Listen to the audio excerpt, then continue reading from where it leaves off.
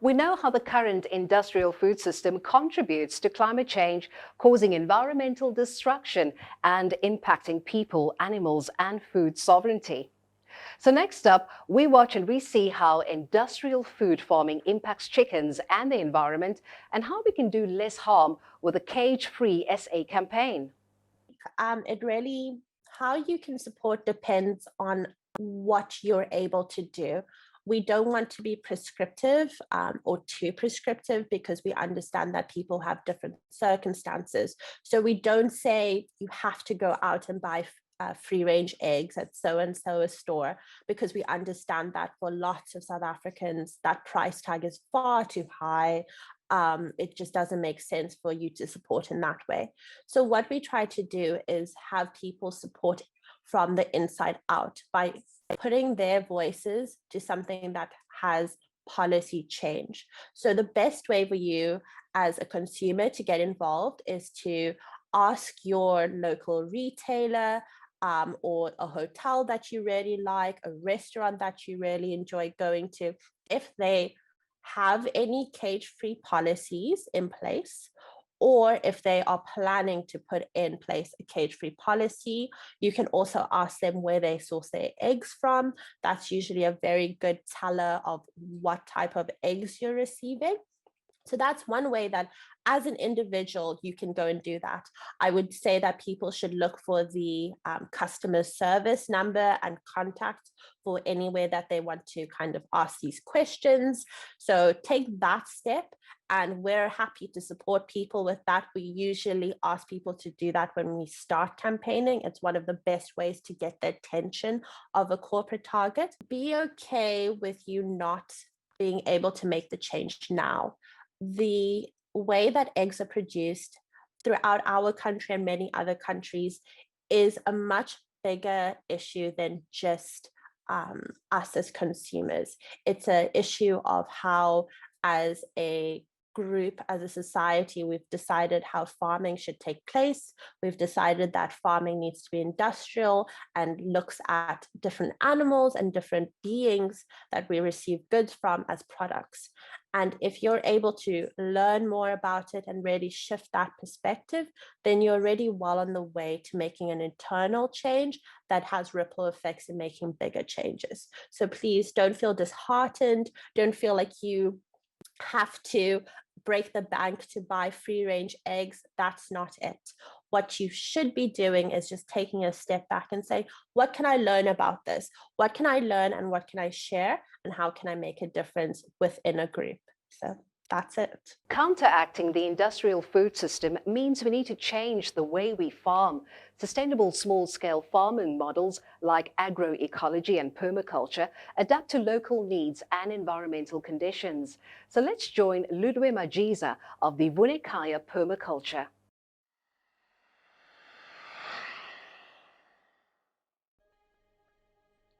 Ndinguludwe Majiza waseMkhubiso in the Eastern Cape. There's never enough time in a day for a farmer.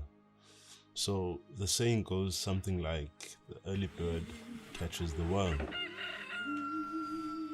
So every morning I have this urging desire, this will, and this confidence to just get out of bed.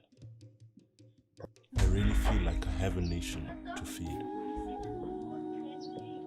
My morning routine is fairly simple. On busy summer mornings, I just do the absolute necessities, catch the early sun rays.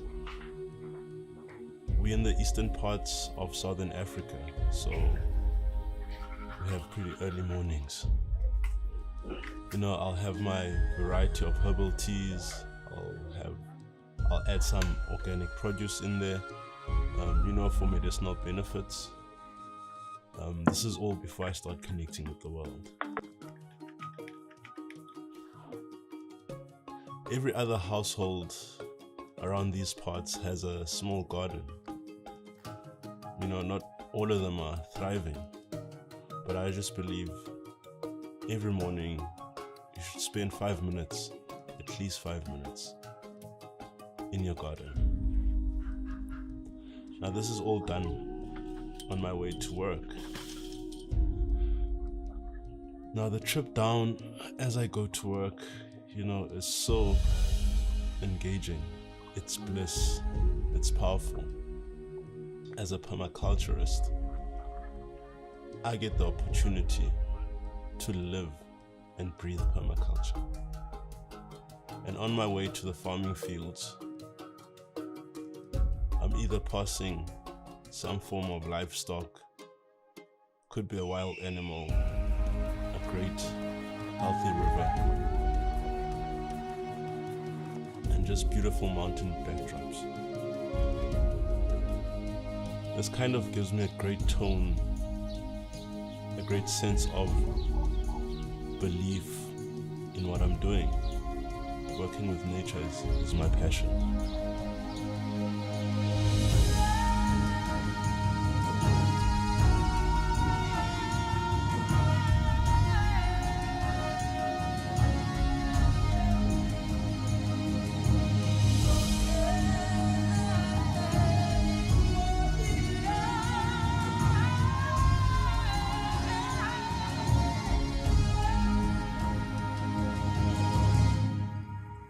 When I arrive in the fields, even before I get to my specific space, I'm always observing, noticing how nature is responding. So I look at other fields, farmers' fields. I feel that's already work for me. I've started my work. Although I'm not at work, I'm not working. So for me, it's something I live. So our early mornings, we focus on getting our produce out to the market, fresh, before the heat comes. We harvest, all our produce is harvested on the day of the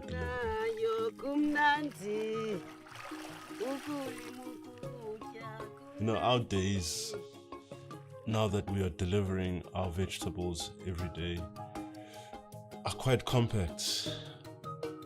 And it's not that easy to fit everything in.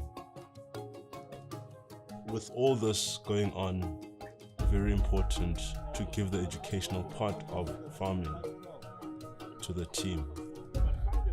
I think throughout our day, we're almost in class, I say. This is school, guys. Because you want to create a culture where people are always ready to learn. People are always learning and teaching one another. Taking environmental action also means protecting biodiversity and natural resources like wetlands in our ecosystem. So let's watch and see how this is being done at the False Bay Nature Reserve and hear how you and I can take action for environment and animals. False Bay Nature Reserve all started at Rondevlei, and it was protected ever since then. We then acquired more land, which is Zikuflei behind us. We're now sitting with 6 different sections.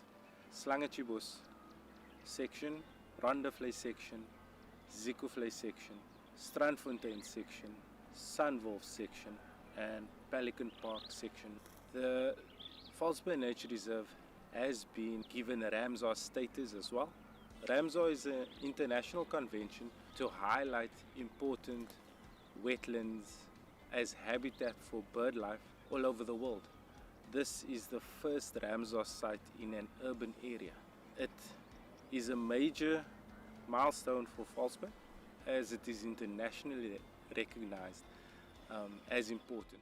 So threats to our natural environment there are many different threats. One of the major threats are urbanization, where we have land development, whether it be for housing, for recreational use, for services. Then we have alien invasive species, be it plant or animal, that comes from other areas, and they actually take over the natural environment because they have no predators. One of our threats that we have to biodiversity is litter and waste coming from residential areas.